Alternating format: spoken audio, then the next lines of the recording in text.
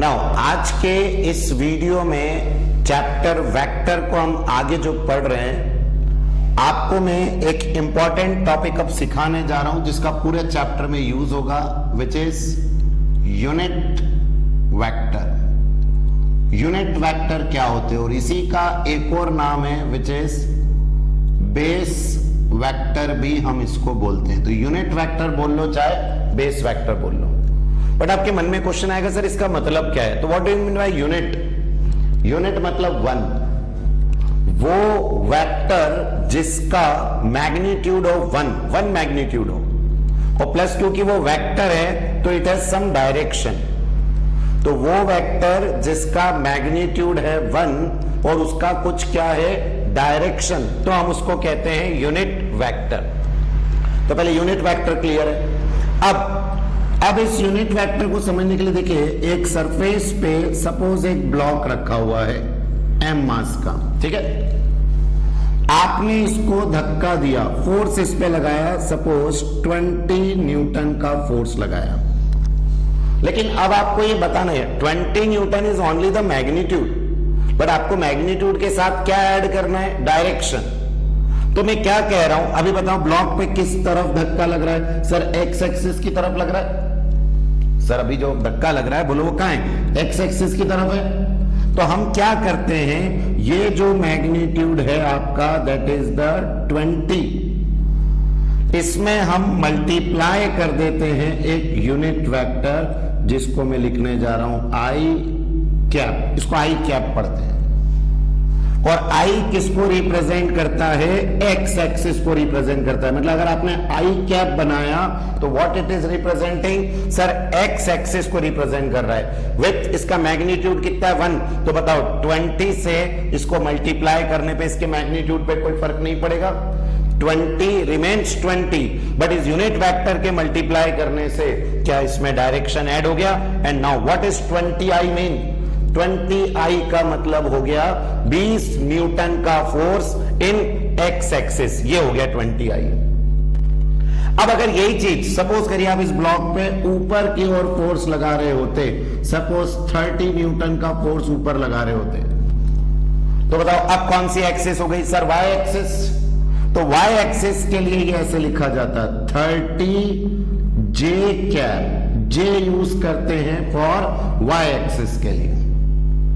तो अगर आपने x में राइट साइड धक्का दिया इधर तो आई कैप, y में ऊपर धक्का दिया ये भी पॉजिटिव तो j कैप। और ऐसे ही अगर आपने इसको बोर्ड से बाहर निकाल लिया, बोर्ड से बाहर निकाला, तो बताइए इस तरफ, ये आपकी तरफ देखो, बोर्ड से बाहर, तो बोले ये कौन सी एक्सिस है, z। तो z एक्सिस के लिए सपोज आपने बाहर कितना फोर्स लगाया, 10 न्यूटन सपोज, तो मैं लिखूंगा 10 k कैप, के यूज किया जाता है। तो मैं आपको 3 यूनिट वेक्टर पढ़ा रहा हूं, आई जे और के, और आई जे के क्या रिप्रेजेंट कर रहे हैं, एक्स एक्सिस, वाई एक्सिस और जेड एक्सिस को रिप्रेजेंट करते हैं। और इन तीनों का मैग्नीट्यूड कितना होता है, 1। मतलब किसी में भी मल्टीप्लाई करने पर उससे फर्क नहीं पड़ेगा, हाँ, लेकिन एक फायदा ये जरूर हो जाएगा कि उसमें डायरेक्शन ऐड हो जाएगा।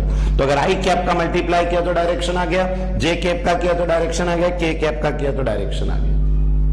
तो देखिए एक जनरल में डायग्राम आपको बना के देता हूं, देखिएगा, ये रहा आपका डायग्राम, दैट इज एक्स, ये हो गया वाई, और आपको मालूम है जेड को हम ऐसे रिप्रेजेंट कर देते हैं। तो यहां पर अगर एक्स एक्सिस की बात की जाएगी तो इसको कैसे रिप्रेजेंट करेंगे हम, आई कैप। ऊपर अगर वाई एक्सिस को करेंगे तो ये हो जाएगा जे कैप, और इधर करेंगे जेड एक्सिस को तो ये हो जाएगा के कैप। तो बोलो हो गए 3 vector, i cap, J cap और के कैप, ये तीनों वेक्टर। अब एक बात और समझना, अगर आप पॉजिटिव एक्स में जा रहे हैं तो आई कैप, सपोज करिए अगर आप नेगेटिव एक्स में आ गए तो यही वेक्टर माइनस आई कैप बन जाएगा। मतलब i is for x axis, plus है तो पॉजिटिव एक्स एक्सिस, माइनस है तो नेगेटिव एक्स एक्सिस। बोलो आया समझ में? अब आप खुद बताएंगे, जे ऊपर है तो प्लस जे, अगर नीचे आ गया तो बोलो क्या बन जाएगा, माइनस जे। सिमिलरली पॉजिटिव जेड एक्सिस के लिए के कैप, तो बताओ नेगेटिव जेड एक्सिस के लिए क्या हो जाएगा, माइनस के कैप हो जाएगा। तो ऐसे आई जे के का इस्तेमाल किया जाता है टू रिप्रेजेंट द वेक्टर। तो बताइए पहले वेक्टर का ये कंसेप्ट क्लियर है? हाँ सर, आई जे के कैसे करते हैं, बोलो बनेगा ये क्लियर ना? तो इसको पहले नोट कर लो, फिर इसको हटाते हैं। अभी यूनिट वेक्टर आई जे के कैप अब आप सीख गए, ठीक है। अब जो मैं बताने जा रहा हूं उसको समझना। आई जे के के बाद मैं आपको बताने जा रहा हूं how to calculate the magnitude. आप कहेंगे सर ये तो हमें आता है मैग्नीट्यूड निकालना। अगर दो वेक्टर हैं तो बताइए दो वेक्टर का रिजल्टेंट कैसे निकालते हो? सर हम ऐसे निकालेंगे, रूट ओवर ए square plus B square plus 2ab cos theta. बोलो ये मैग्नीट्यूड आएगा क्या दो वेक्टर का किसी भी एंगल पे? अब मैंने आपको एक वेक्टर दे दिया, सपोज एक वेक्टर है a is equals to 2i cap plus 3j cap. इसका मतलब समझ में आ रहा है? और सपोज करो ये ए वेक्टर एक फोर्स है, तो मैंने यहां लिख दिया आगे न्यूटन, ये एक फोर्स है। तो ये क्या रिप्रेजेंट कर रहा है इससे कि यहां पर एक बॉडी है जिस पे एक्स एक्सिस में आई कैप पे कितना है 2 कि सर 2 न्यूटन फोर्स तो एक्स एक्सिस में, जे के साथ कितना है 3 और सर 3 न्यूटन हमारा वाई एक्सिस में। तो 2 न्यूटन हो गया एक्स एक्सिस में, 3 न्यूटन हो गया वाई एक्सिस में। और अब इन दोनों का आपको क्या निकालना रहा? रिजल्टेंट। मतलब इस बार आपको 2i cap plus 3j cap, but मतलब तो यही बनता है। तो पहले जो वीडियोस देखे आपने उसमें ऐसे समझाया गया था कि एक वेक्टर ये रहा, एक वेक्टर ये रहा, और i और j लिखने से हमें वैसे ही क्लियर हो जाता है कि इनके बीच का एंगल 90 डिग्री है। अब बताओ अगर आपसे कोई ये वेक्टर दे दे, ये वाला ए वाला, और हमसे पूछे इसका मैग्नीट्यूड कितना होगा, तो आप क्या कहेंगे? सर एक वेक्टर का मैग्नीट्यूड है 2, एक वेक्टर का मैग्नीट्यूड है 3, दोनों के बीच का एंगल कितना है 90 डिग्री। तो जब हम इसका रिजल्टेंट निकालेंगे तो r is equals to root over A square plus B square plus 2ab cos theta रखेंगे, और इसमें जो ए स्क्वायर होगा, ए इसको मान लेते हैं, तो बताइए 2 का स्क्वायर प्लस b क्या होगा 3, तो ये हो जाएगा आपका 3 का square plus 2 into 2 into 3 into cos 90। आप कहेंगे सर एंगल तो दिया ही नहीं था, तो आपको क्लियर है I for x, J for y axis, तो अपने आप x और y के बीच का एंगल कितना होता है 90, cos 90 की वजह से पूरा टर्म कितना हो गया 0। And how much you will get? Root over 2 का स्क्वायर 4, 3 का square 9 and root over 13 is the resultant. ये आपका रिजल्टेंट आ गया। तो पहले आपको वेक्टर से रिजल्टेंट निकालना आ रहा था, अब अगर आई कैप जे कैप के टर्म्स में दिया हो तो भी आप निकाल पाएंगे। और आपको क्लियर है आई जे के इन सब के बीच के एंगल कितने होंगे 90 डिग्री के होंगे। और जब भी वेक्टर एक दूसरे के परपेंडिकुलर होते हैं तो उसको ऑर्थोगोनल वेक्टर्स बोलते हैं। तो ऑर्थोगोनल मतलब परपेंडिकुलर टू ईच अदर। तो आई और जे क्या ये ऑर्थोगोनल वेक्टर हो गए? बराबर है, क्योंकि सर एक दूसरे के परपेंडिकुलर है। नाउ अब ये तो हो गया दो वेक्टर का। आप समझना, अगर मैं आपको दे दूं एक वेक्टर है a is equals to 3i plus j minus 2k, ऐसा मैंने आपको दे दिया, ये एक वेक्टर। और अब अगर आपसे कोई इसका मैग्नीट्यूड पूछता है तो आप कहेंगे सर अभी तक जितना हमने पढ़ा है वेक्टर उसमें तो हमें दो का ही मैग्नीट्यूड निकालना आता है कि दो वेक्टर गिवन हो, उसका फॉर्मूला है a square plus B square plus 2ab cos theta. But यहां तो तीन वेक्टर हो गए, i, j और k, तीन वेक्टर है।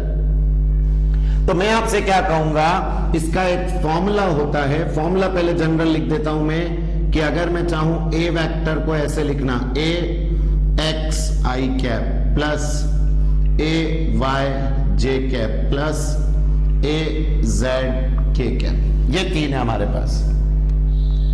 तो इसमें से i कैप, j कैप और k कैप जो है ये तीन वेक्टर हो गए हमारे पास, जिसमें ये इनके मैग्नीट्यूड है। जरा कंपेयर करो, क्या 3 की जगह ax है, फिर 1 की जगह ay है, 1 लिखेंगे, कुछ भी नहीं तो 1 मानेंगे, और यहां az की जगह -2 है, क्या बराबर है सर?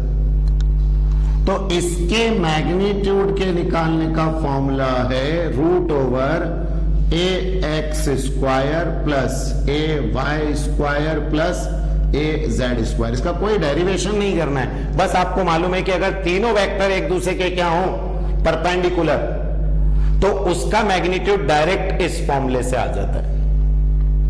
तो आप बताएं, अगर मैं ऊपर वाले का मैग्नीट्यूड निकालना चाहूं a, तो रूट ओवर पहला वाला कितना है 3, तो 3 का स्क्वायर प्लस यहां कुछ भी नहीं है तो 1, तो 1 का स्क्वायर प्लस यहां कुछ भी नहीं है तो -2, तो -2 का स्क्वायर। 3 का स्क्वायर कितना हो गया, आप कहेंगे सर रूट ओवर 9 प्लस यहां कितना आ जाएगा 1 और प्लस 2, -2 का स्क्वायर भी प्लस 4 ही आना है, तो 4 ओवर 5 और ये आ गया रूट ओवर 14। ये आपका आंसर बन गया।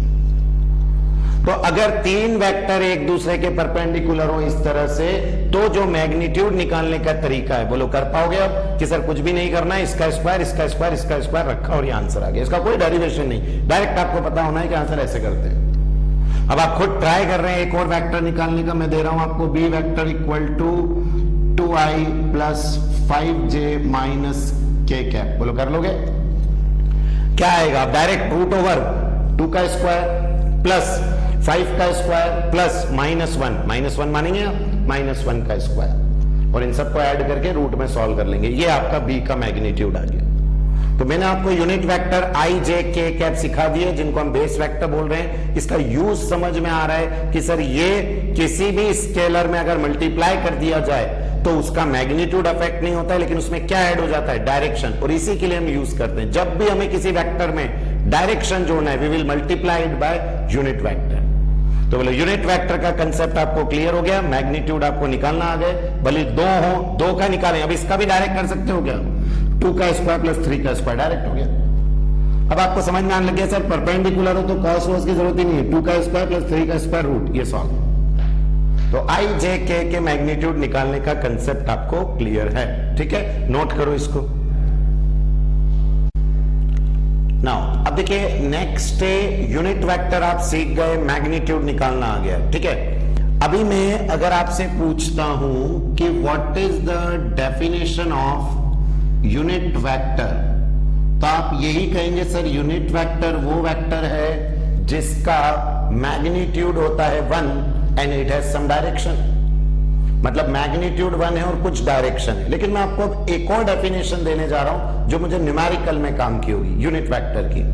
वो क्या है? तो अब यूनिट वेक्टर, जैसे सपोज करिए ए का यूनिट वेक्टर, आप कहेंगे सर ये ए का यूनिट वेक्टर क्यों निकाल रहे हैं? मैंने अभी आपको सिखाया आई कैप जे कैप के कैप, बट ये तो सिर्फ एक्स वाई और जेड के लिए है।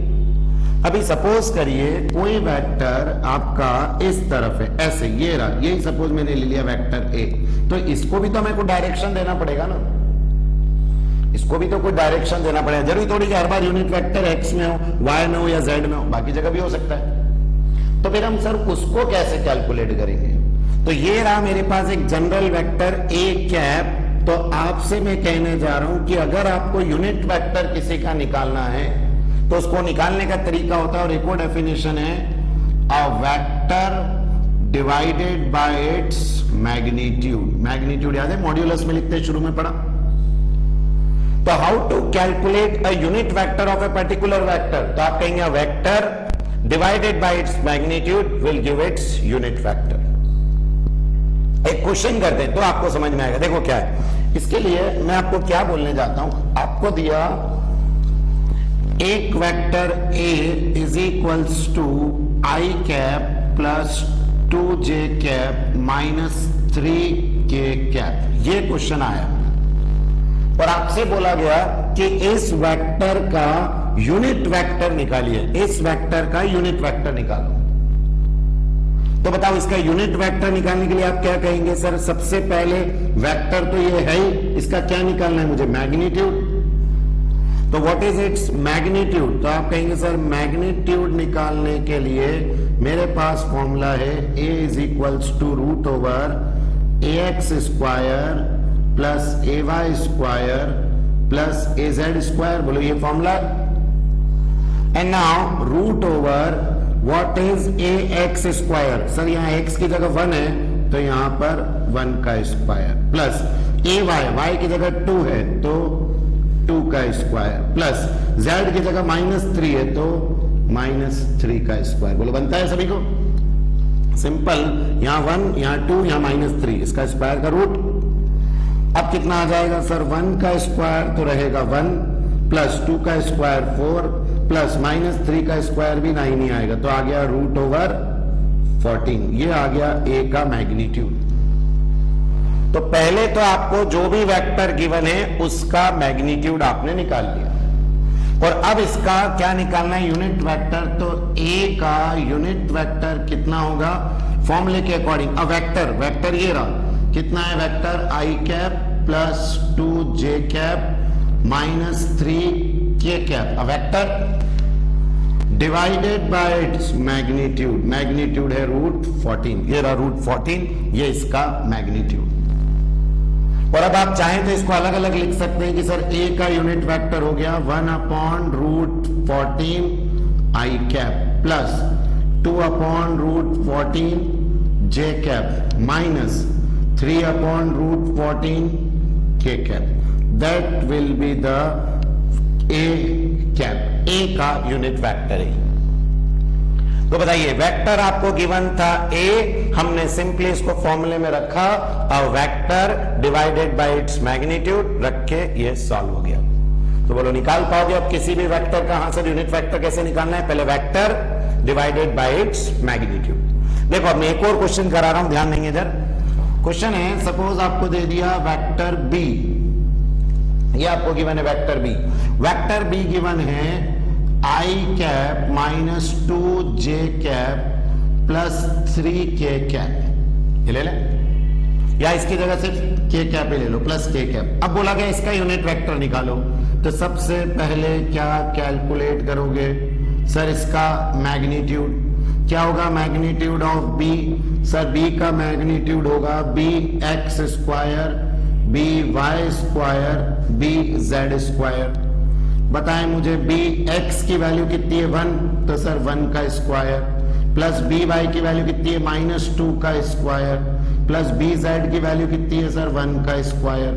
कितना आ गया? √1 प्लस 4 प्लस 1 कितना आ गया? √6। ये b की वैल्यू √6। अब आपका b का मैग्नीट्यूड कैलकुलेट हो गया, वेक्टर ये रहा। तो what is the unit vector? b cap. तो आप कहेंगे अ vector divided by its magnitude. यही तो होता है यूनिट वेक्टर। अब वेक्टर b कौन है? ये रहा, कितना? i cap -2j cap plus k cap divided by √6। और अब आपको अलग अलग करना हो तो वही 1/√6 i cap -2/√6 j cap plus 1/√6 k cap. ऐसे ये करके सॉल्व हो जाएगा। तो अब मैं कोई सा भी वेक्टर दे दूं, आप इजीली उसका क्या निकाल लेंगे? Unit vector. तो दो डेफिनेशन याद रखें यूनिट वेक्टर की। पहली, a vector whose magnitude is 1 and has some direction, और दूसरा a vector divided by its magnitude. तो बोलो कर पाओगे यूनिट वेक्टर का कंसेप्ट? बनाओ इसको। नाउ अब नेक्स्ट देखिए, अब यूनिट वेक्टर पे क्वेश्चंस कैसे होते हैं, ठीक है, जिससे और कंसेप्ट बनेंगे वेक्टर के। Find unit vector. आपको यूनिट वेक्टर निकालना है पैरेलल टू द, किसके पैरेलल? To the resultant of the vector a and b. A और बी का जो पहले क्या आएगा? रिजल्टेंट, उसके पैरेलल यूनिट वेक्टर आपको निकालना है। समझ में आया? अब आप कहेंगे सर क्या हो रहा है parallel to the unit vector? तो सबसे पहले तो मैं आपसे कहता हूं, क्वेश्चन में क्या दिया है? ए और बी का क्या निकालो? रिजल्टेंट। सबसे पहले तो मैं ए और बी का रिजल्टेंट निकालता हूं। तो what is the resultant of a and b? तो आप कहेंगे a plus b is the resultant of a and b. अब वेक्टर ए की वैल्यू कितनी है? I cap plus 4j cap -2k cap plus vector B की value कितनी है? 3i cap -5j cap plus k cap. ये b की वैल्यू हो गई। तो एक हो गई वेक्टर a की वैल्यू, एक वेक्टर b। ऐसे निकालते हैं रिजल्टेंट ना। अब रूल ये होता है रिजल्टेंट इस तरह से निकालने का कि आई वाला आई में ऐड होगा, जे वाला जे में, के वाला के में, ये रिजल्टेंट बन जाएगा। सिंपल, नया है आपके लिए इसलिए ध्यान से समझना। अभी तक रिजल्टेंट निकालने का मैग्नीट्यूड कैसे निकाल रहे थे, रूट ओवर ए स्क्वायर बी स्क्वायर करके। अब आपको पता है सर रिजल्टेंट क्या होता है, ए और बी का, ए प्लस बी, तो सिंपली ए की जगह ए वेक्टर, बी की जगह बी वेक्टर। अब जब इनको ऐड करेंगे तो आई में आई होगा, जे में जे होगा। तो बताएं यहां कितना है, 1i, यहां 3i, तो रिजल्टेंट इज 4i कैप। जे देखो 4j और -5j, और 4 और -5 करोगे तो बचेगा सिर्फ -j कैप, और फिर -2 कैप और यहां 1 ही है तो बचेगा -k कैप। ये हो गया आपका रिजल्टेंट वेक्टर। तो पहले रिजल्टेंट निकालना आ गया, हाँ सर ये हो गया रिजल्टेंट। अब रिजल्टेंट के पैरेलल यूनिट वेक्टर बताइएगा, पैरेलल। सपोज करो ये रहा आपका रिजल्टेंट वेक्टर, सपोज ये रहा, तो जो इसका डायरेक्शन होगा पैरेलल यूनिट वेक्टर, मतलब it has the same direction. What do you mean by parallel? Parallel का मतलब होता है सर सेम डायरेक्शन। तो इनडायरेक्टली अपन कहें, उन्होंने हमसे आर का ही क्या पूछा है, डायरेक्शन। और क्योंकि यूनिट वेक्टर का मैग्नीट्यूड 1 होता है तो पहले मैं निकालता हूं आर का डायरेक्शन। समझना मेरी बात को, जो रिजल्टेंट का डायरेक्शन होगा क्या वही यूनिट वेक्टर का हो गया, क्योंकि वो क्या कह रहे हैं, फाइंड यूनिट वेक्टर जो पैरेलल है रिजल्टेंट ऑफ दिस टू। तो इन दोनों का रिजल्टेंट ये रहा। अब जो रिजल्टेंट का डायरेक्शन होगा वो यूनिट वेक्टर का डायरेक्शन होगा, तो क्यों ना पहले मैं इसका यूनिट वेक्टर निकाल लूं आर का। तो what is are unit vector? Sir r unit vector होगा vector divided by its magnitude. अब पहले मैं इसका मैग्नीट्यूड निकालूंगा, तो बताओ आर का मैग्नीट्यूड कितना आएगा, root over r x square, r y square, r z square. बताएं what is the value of r x? X की वैल्यू 4 का स्क्वायर, प्लस आर वाई -1 का स्क्वायर, फिर वापस के की जगह -1 का स्क्वायर। माइनस का कोई मतलब ही नहीं होता क्योंकि स्क्वायर में प्लस हो जाएगा। तो ये हो गया 4 का स्क्वायर 16 प्लस 17 और 1 18, तो root over 18 is the magnitude. अब मैग्नीट्यूड आ गया, वेक्टर ये रहा, तो what is are unit vector? Our unit vector is 4i -j -k divided by root over 18। ये आपने आर का यूनिट वेक्टर निकाला है, मतलब आर का डायरेक्शन निकाला है। बट जो आर का डायरेक्शन होगा वही मेरे यूनिट वेक्टर का डायरेक्शन है। तो बताओ direction is same, direction is same, और आपको पता होना चाहिए यूनिट वेक्टर का मैग्नीट्यूड कितना होता है 1। तो अगर मैं इसमें 1 का मल्टीप्लाई भी करूंगा, अभी ये आर का आंसर आया, आर का रिजल्टेंट जो आर का है वही मेरे यूनिट वेक्टर का है। तो ये तो सिर्फ मैंने डायरेक्शन लिया कि direction of unit vector is this. अब इसका आंसर कितना होगा, तो आंसर देखना, आंसर होगा 1 मल्टीप्लाइड बाय ये पूरा कितना, 4i cap -j cap -k cap divide by root over 18। ये आपका आंसर है यूनिट वेक्टर का, जिसमें आपने किसका मल्टीप्लाई किया, वेक्टर, और उसका मैग्नीट्यूड कितना 1। ये हमारा हुआ। तो बोलो कर पाओगे आंसर? कैसे कर रहे हैं, सिंपल। पहले आपको क्वेश्चन ध्यान से पढ़ना है। क्वेश्चन था फाइंड वो यूनिट वेक्टर जो पैरेलल है इन दोनों के रिजल्टेंट के। तो ए और बी का पहले रिजल्टेंट निकाला, ये आया। अब जो इस रिजल्टेंट का डायरेक्शन होगा वही यूनिट वेक्टर का डायरेक्शन होगा। तो पहले रिजल्टेंट का डायरेक्शन निकाला, वो ये रहा, ये यूनिट वेक्टर का, और यूनिट वेक्टर का मैग्नीट्यूड कितना होता है 1 का मल्टीप्लाई कर दिया, ये आंसर आ गया। तो कर पाएंगे अब यूनिट वेक्टर का कंसेप्ट, और क्वेश्चंस करेंगे, बनेंगे, पहले नोट कर लो।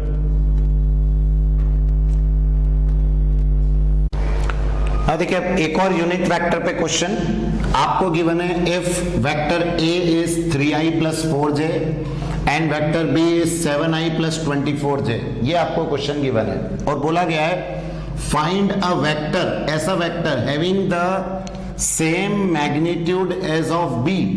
तो मैग्नीट्यूड तो बी के जैसा एंड पैरेलल टू ए, और पैरेलल टू ए का क्या मतलब हुआ, डायरेक्शन ए के जैसा।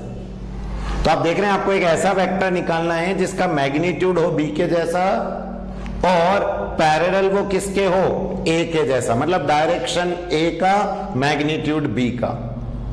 तो पहले तो मैं क्या निकाल लूं, आप कहेंगे सर आप निकाल लीजिए, 24 नहीं होगी 2j है, नहीं ठीक है। अब देखिए आपको क्या करना है, पहले निकालना है magnitude of B, magnitude of B, क्योंकि क्वेश्चन में गिवन है ऐसा वेक्टर जिसका मैग्नीट्यूड बी के जैसा है, तो पहले बी का मैग्नीट्यूड निकाल लें। तो what is the magnitude of B? Sir B का मैग्नीट्यूड होगा रूट ओवर 7 का स्क्वायर प्लस यहां पर 2 का स्क्वायर, रूट ओवर 7 का स्क्वायर प्लस 2 का स्क्वायर। और अब 7 का स्क्वायर कितना हो गया आपके पास 49 प्लस 2 का स्क्वायर कितना हो गया 4, root over 53 is the magnitude of B. ये बी का मैग्नीट्यूड हो गया आपका। तो पहले तो ऐसा वेक्टर जिसका मैग्नीट्यूड किसके जैसा था बी, तो मैंने बी का मैग्नीट्यूड यहां पे निकाल लिया। बोलो हो गया बी का मैग्नीट्यूड। अब वो बोल रहे हैं डायरेक्शन किसके जैसा, पैरेलल टू ए, तो जो ए का डायरेक्शन वही उस वेक्टर का डायरेक्शन। अब डायरेक्शन ऑफ ए के लिए क्या करना पड़ेगा सर, डायरेक्शन ऑफ ए के लिए निकालो इसका unit vector, a vector divided by its magnitude. बोलो ये डायरेक्शन आ जाएगा। अब ए वेक्टर कितना है 3i प्लस 4j, तो सर ऊपर का तो आ गया 3i प्लस 4j। अब क्या चाहिए, इसका मैग्नीट्यूड चाहिए ए का। तो बताएं ए का मैग्नीट्यूड कितना होगा, रूट ओवर 3 का स्क्वायर प्लस 4 का स्क्वायर। बोलो 3 का स्क्वायर कितना हो जाएगा सर, रूट ओवर 9 प्लस 16 कितना हो जाएगा, रूट ओवर 25 कितना आ जाएगा 5। ये ए का मैग्नीट्यूड। बोलो यहां डिवाइड कर दें क्या 5 का, तो ये ए का आ गया डायरेक्शन, ये आ गया बी का मैग्नीट्यूड। और अब जो हमारा रिक्वायर्ड वेक्टर है वो क्या है सर, मैग्नीट्यूड बी का डायरेक्शन ए का। बोलो आया, यही तो क्वेश्चन में बोला है find a vector having the magnitude of B, तो बी का मैग्नीट्यूड और डायरेक्शन पैरेलल टू ए, मतलब ए का जो डायरेक्शन वो उसका डायरेक्शन, तो ए वेक्टर।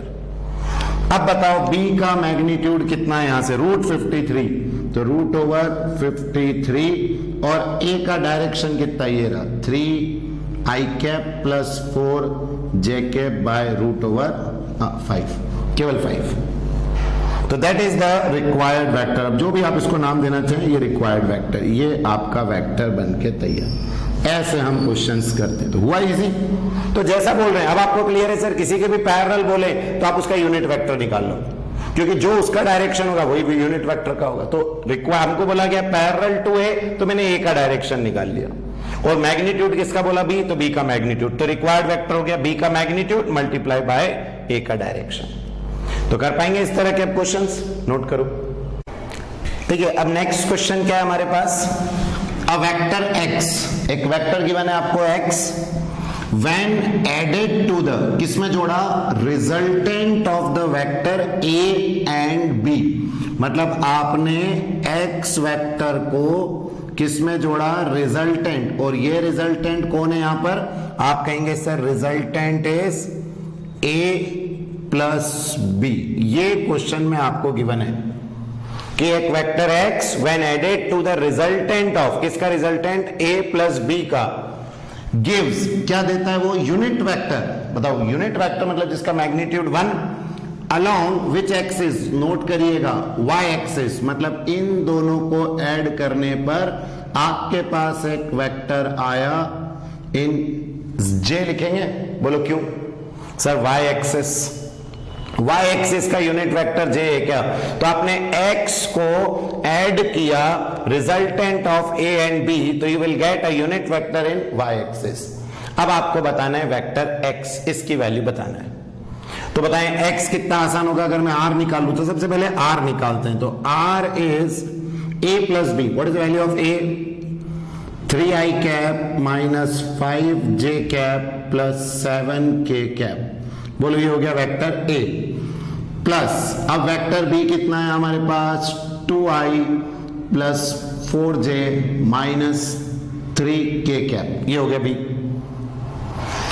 a और b को ऐड करो जरा, 3i और 2i, बोलो कितना हो गया 5i कैप, माइनस 5 और 4, बोलो माइनस j कैप, 7 और माइनस 3, बोलो प्लस 4k कैप।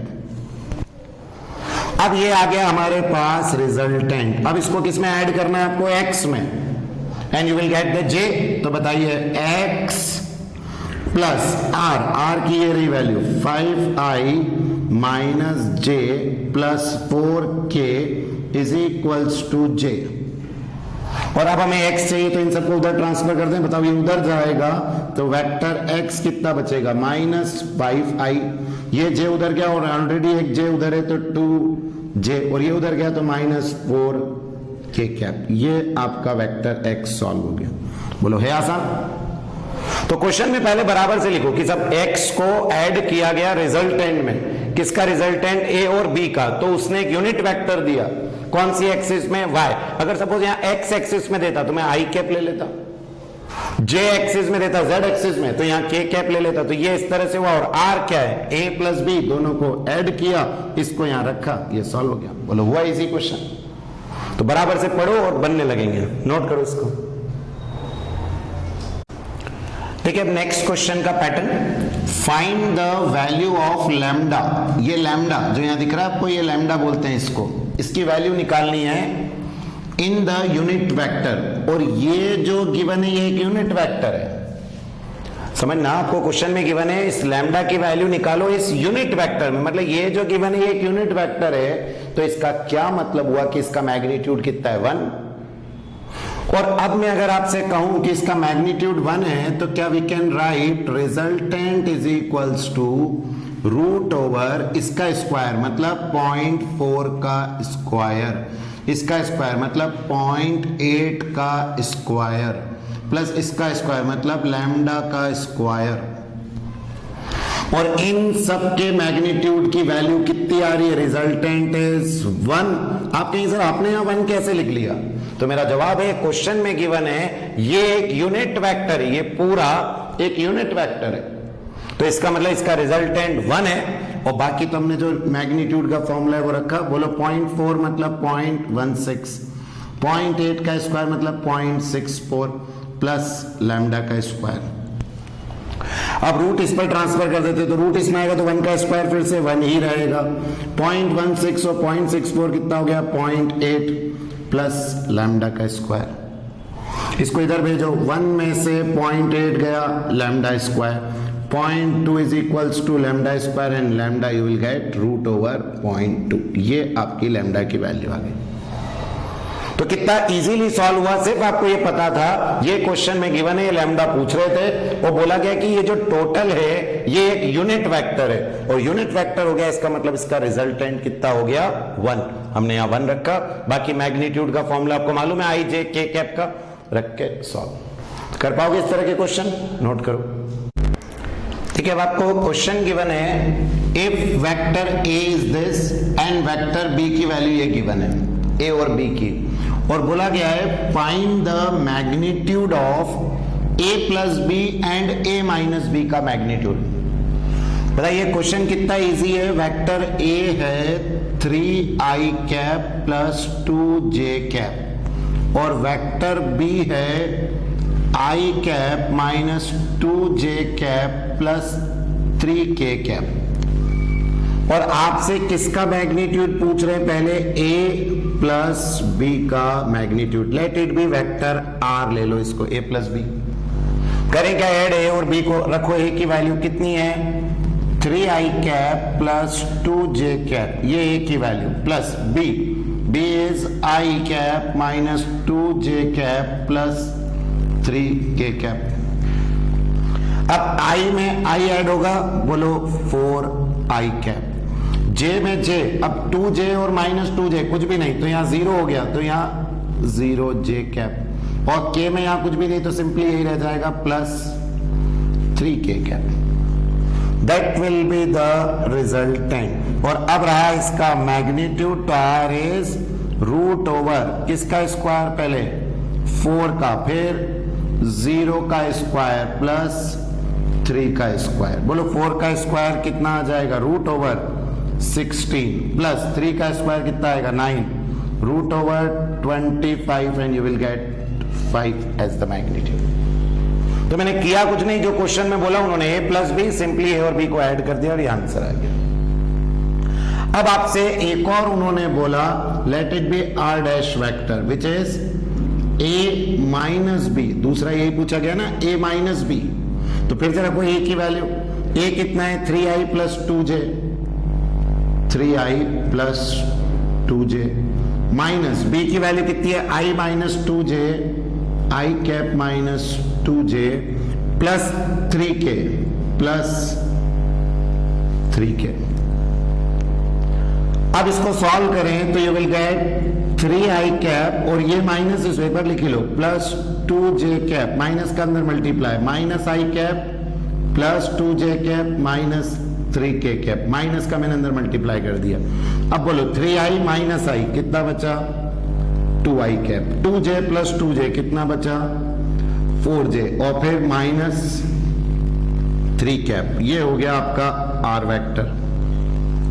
और अब इसका मैग्नीट्यूड कितना हो जाएगा r डैश का रूट ओवर a स्क्वायर मतलब 2 का square plus 4 square plus minus 3 का स्क्वायर। बताइए रूट ओवर 2 का स्क्वायर 4 प्लस 16 प्लस 9 कितना आ गया रूट ओवर 29। ये इसका मैग्नीट्यूड।